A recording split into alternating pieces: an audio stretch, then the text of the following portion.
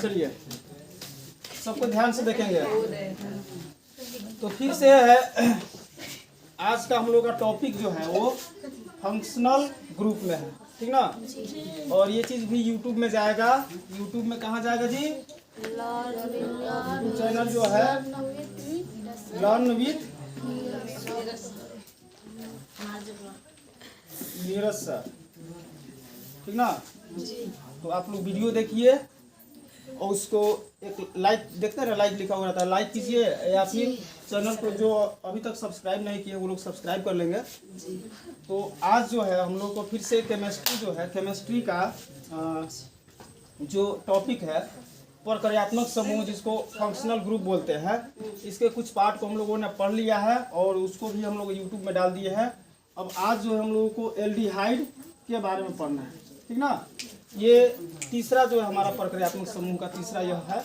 और एल्डिहाइड का जो सूत्र होता है वो CHO होता है, ठीक ना।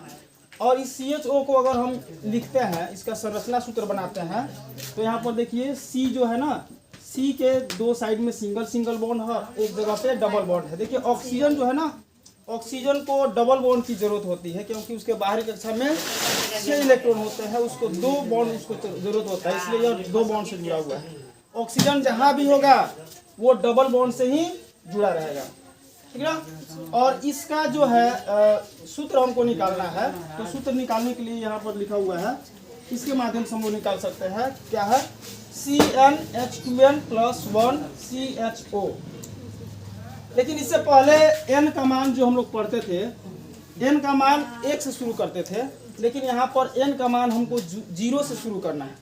इसका पहला सदस्य जो होता है मेथेन होता है, लेकिन मेथेन है तो 1 होना चाहिए ना n का मान, लेकिन हम वहाँ पे 0 क्यों रखते हैं? क्योंकि पहले से इसमें एक कार्बन मौजूद है, यहाँ पर देखिए C मौजूद है, और मेथेन में एक ही कार्बन की जरूरत होती है, एक से ज़्यादा कार्बन इसमें नहीं होता है, ठीक ना। तो इसका जो प्रथम सदस्य होता है मेथेन ही होता है, और इसमें हमको n का मान सबसे पहले 0 रखना होता है मेथ के लिए, ठीक ना। अब देखिए किसी अल्केन ग्रुप में हमको अगर एल्डिहाइड को ऐड करना है, ठीक ना। जैसे यहाँ पे मैं लिख दिया एल्केन में हमको एल्डिहाइड जोड़ना है, तो यह बन जाएगा एल्केनाइल।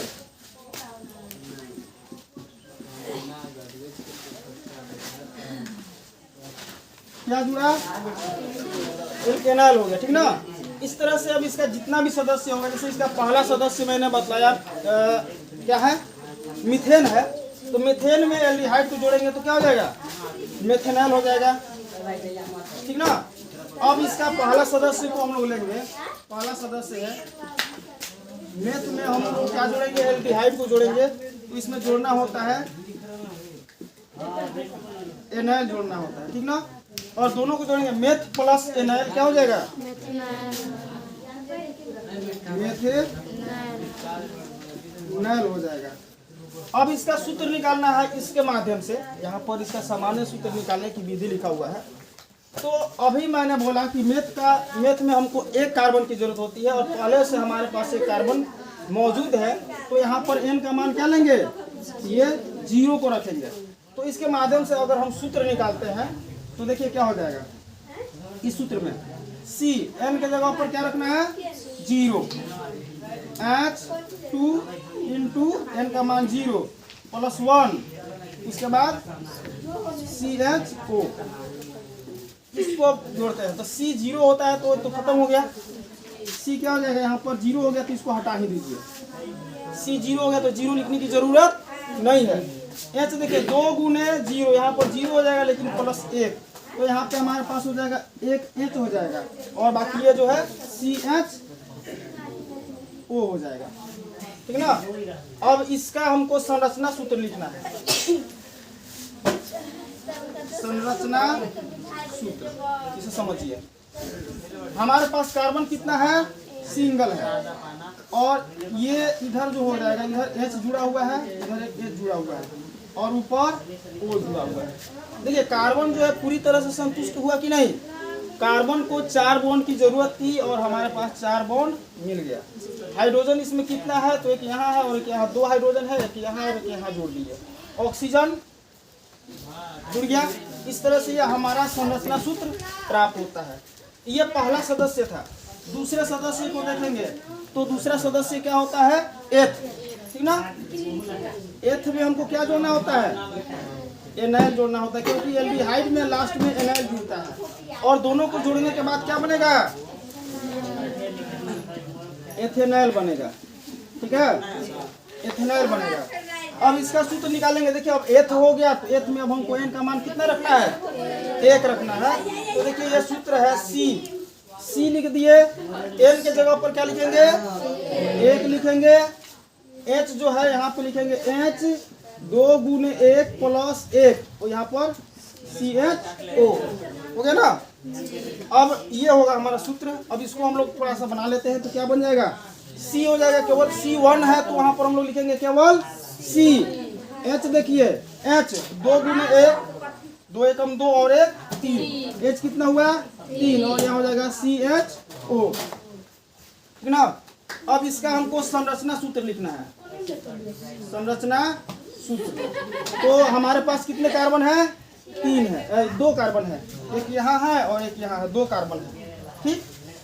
और इसके साथ देखिए, इसके साथ हम O जोड़ दिए, इधर H जोड़ दिए। यह कार्बन एक बॉन्ड से जुड़ा है ना, एक बॉन्ड से जुड़ा है, तो ये 2 3 4 सब में हाइड्रोजन को ऐड कर दीजिए। अब इसको मिलाइए थोड़ा सा, तो कार्बन कितना है, 1 और 1 2, 1 और 1 2। हाइड्रोजन कितने हैं, 1 2 3 4। यहाँ पर देखिए हाइड्रोजन 3 और 1 4, और एक ऑक्सीजन है। इस तरह से हमारा एथेनॉल प्राप्त हो गया। इसी तरह से हमारा हो जाएगा, एथेन के बाद आता है प्रोप होता है ना, वैसे ही प्रोप प्लस एनाइल, प्रोपेनाइल हो जाएगा। उसके बाद ब्यूट प्लस एनाइल, ब्यूटेनाइल हो जाएगा। पेंट प्लस एनाइल, पेंटेनाइल हो जाएगा। चलिए हम एक और ले लेते हैं पेंट का ना, तीसरा नंबर में लेते हैं पेंट प्लस एनाइल, क्या बनेगा, पेंटेनाइल बनेगा, ओके। अब इस पेंटेनाइल को हम लोग इसका सूत्र निकालते हैं, तो पेंट मतलब होता है 5, लेकिन इसमें एन का मान कितना लेंगे, 4 लेंगे, ठीक ना। तो इसका सूत्र हो जाएगा C4 H2 इंटू 4 प्लस 1, और यहाँ हो जाएगा CHO। ये एल्डिहाइड का सूत्र है, ठीक।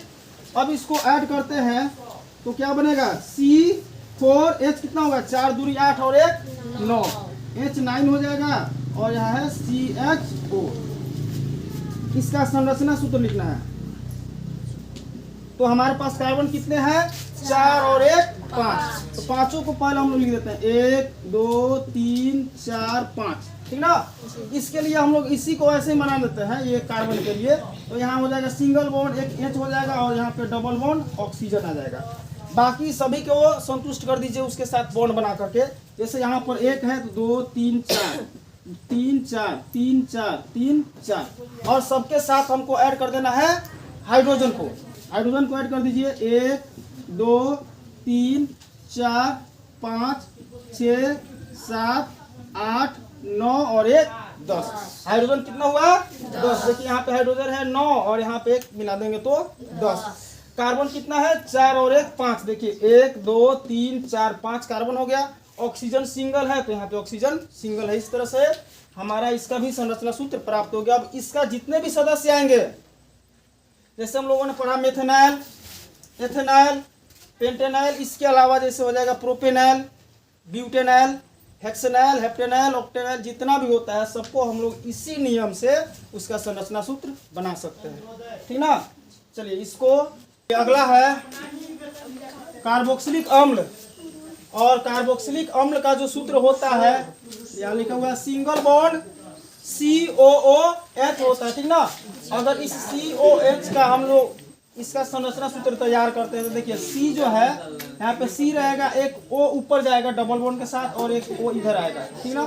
फिर लास्ट में H होगा। देखिए यह O जो है, ऑक्सीजन को 2 बॉन्ड की जरूरत होती है, एक यहाँ से मिल रहा है और एक कार्बन से मिल रहा है, ये अपने आप में संतुष्ट हो जा रहा है। और इसका सूत्र जो होता है ना, इसका सूत्र होता है CnH2n + 1 COOH, ठीक। जहाँ N का मान क्या होगा, जीरो से शुरुआत होता है एन का मान। क्योंकि देखिए जीरो से क्यों शुरुआत होता है, क्योंकि इसमें भी पहले से एक कार्बन मौजूद है, इसलिए यहाँ पर एन का मान शुरू से होता है। और इसका प्रथम सदस्य जो होता है वो मेथ होता है, ठीक ना। अब देखिए मेथ के साथ जब हम कार्बोक्सिलिक अम्ल को ऐड करते हैं तो क्या बनता है, मेथ के साथ जब हम कार्बोक्सिलिक अम्ल को ऐड करते हैं तो देखिए पहला सदस्य जो होता है मेथ, तो मेथ के साथ जो कार्बोक्सिलिक अम्ल को ऐड किया जाता है तो इसमें जुड़ता है नोइक जुड़ता है, ठीक ना। मेथ प्लस नोइक क्या बन जाएगा, सॉरी नोइक के बाद इसमें अम्ल भी जुड़ता है, नोइक अम्ल क्या बन जाएगा, मेथेनोइक अम्ल बनेगा, ठीक ना। अब मेथेनोइक अम्ल जो है इसके सूत्र को हम लोग निकालते हैं इस सूत्र के माध्यम से। तो एन का मान फर्स्ट सदस्य जीरो मेथ है तो मेथ में एन का मान हो जाएगा जीरो, तो यहाँ पर हो जाएगा C0H 2 गुने 0 + 1 और यहाँ पर हो जाएगा COOH होगा, ठीक ना। तो देखिए इसके आगे क्या बनेगा, C0 है तो ये तो खत्म हो जाता है तो C को लिखने की जरूरत नहीं है। H देखिए 2 0 2 में 0 से गुना करेंगे 0 और यहाँ पर 1 है तो हमारे पास H हो जा रहा है 1। उसके बाद COOH प्रथम सदस्य का सूत्र मात्र हो जाएगा HCOOH। अब इसका संरचना सूत्र हमको लिखना है, ठीक ना। तो इसका संरचना सूत्र क्या हो जाएगा, तो C है यहाँ पे हो जाएगा O है ना, जैसे ये है इसको लिख देते हैं O, यहाँ पे O और यहाँ पर H और एक और H जो है यहाँ पे आके जुड़ जाएगा।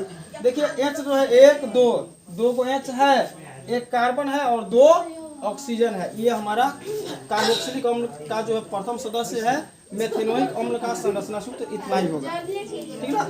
इसका दूसरा सदस्य हो जाएगा एथ, ठीक ना। एथ प्लस नोइक, नोइक जोड़ते हैं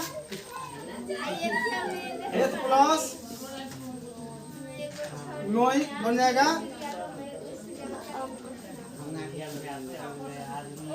एथेनोइक अम्ल, ठीक ना।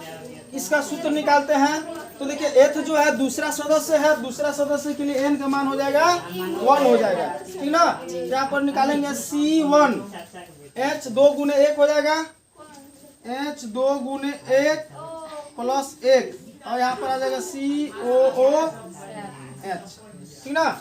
इसको निकालते हैं तो क्या बनेगा, C हो गया, H देखिए 2 1 2 1 3, H कितना होगा 3, फिर आ जाएगा इधर COOH। इसको कैसे लिखेंगे, तो इसको दो तरीका से लिख सकते हैं। एक तो हम लोग ऐसे लिखेंगे C और इसके बाद H है तो यहाँ COOH, इसको एक साथ लिख सकते हैं या फिर ऐसे अलग अलग कर सकते हैं। ये चीज ऐसे भी लिखेंगे तो भी चलेगा और ऐसे इसको अलग तोड़ के लिखेंगे तब भी चलेगा। तो यहाँ पर खाली हमको H को ऐड कर देना है, यानी कि कार्बन के साथ एक कार्बन है यहाँ पे और इसके साथ 3 हाइड्रोजन जुड़े हैं और उसके बाद COOH हो गया। या ऐसे नहीं चाहे तो इसको और विस्तार रूप से अगर हमको लिखना है तो ऐसे लिखेंगे C, ये पहले ये जो था इसको लिख दिए, अब ये COH है तो इसको C को जोड़ दो, यहाँ O और यहाँ H और यहाँ पर डबल बॉन्ड O। इस तरह से लिखो या फिर इस तरह से लिखो, बात वही हुआ। ये हमारे लिए लिखना आसान होता है क्योंकि COOH को डायरेक्ट हम लोग लिख देते हैं, लेकिन इसमें क्या है COOH को जो है हम लोग अलग से ऐड करते हैं, जैसे यहाँ पे किए हैं उसको यहाँ पे बस कार्बन के बाद उसी को ऐड कर देना होता है, तो यह आसान होता है, ठीक ना। और इसका तीसरा सदस्य क्या होगा, मेथ हो गया, एथ हो गया, तो तीसरा सदस्य हो जाएगा प्रो प्लस नोइक, प्रोपेनोइक, ठीक ना। चौथा सदस्य but plus noic, butanoic, pent plus noic, pentanoic, hex plus noic, hexanoic. चलिए हम लोग एक पढ़ते हैं ब्यूटेनोइक, ठीक ना। ब्यूट प्लस नोइक क्या बनेगा,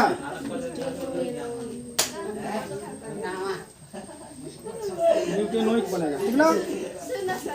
अब ब्यूटेनोइक इसका सूत्र निकालते हैं तो चौथे नंबर पे है तो एन का मान क्या होगा 3। चौथे नंबर पे है तो n का मान 3 होगा। तो यहाँ पे हो जाएगा C3H 2 गुने 3 प्लस 1 COOH, ठीक ना। अब इसको अगर हम ऐड करते हैं तो हो जाएगा C3H 2 3 दूनी 6 1 H का मान 7 और यहाँ पे हो जाएगा COOH। अब इसका संरचना सूत्र हमको लिखना है तो कार्बन 3 है, एक 4 है, यहाँ हो जाएगा 1 2 3 4। इसको हम डायरेक्ट ऐसे लिख दीजिए लास्ट को, COOH को डायरेक्ट हम लोग लिख दिए। बाकी इन सभी के साथ हाइड्रोजन को ऐड करना है तो हाइड्रोजन कितने हैं 7, तो 1 2 3 4 5 6 7 हो गया। इस तरह से हमारा ये ब्यूटेनोइक जो है इसका भी संरचना सूत्र प्राप्त हो जाता है। इस तरह से ब्यूटेनोइक के बाद पेंटेनोइक, हेक्सेनोइक, हेप्टेनोइक जितना भी है उसको आप लोग प्रैक्टिस करेंगे, वो भी आप लोग को पूरा का पूरा इसी नियम से सारा चीज समझ में आ जाएगा, ठीक ना। और अगले दिन जो है हम लोग पढ़ेंगे कीटोन पढ़ेंगे और उसके बाद नाइट्रो और एमिनो। ये एक दिन का हम लोग का क्लास फिर से चलेगा, तो आप लोग जो है इसे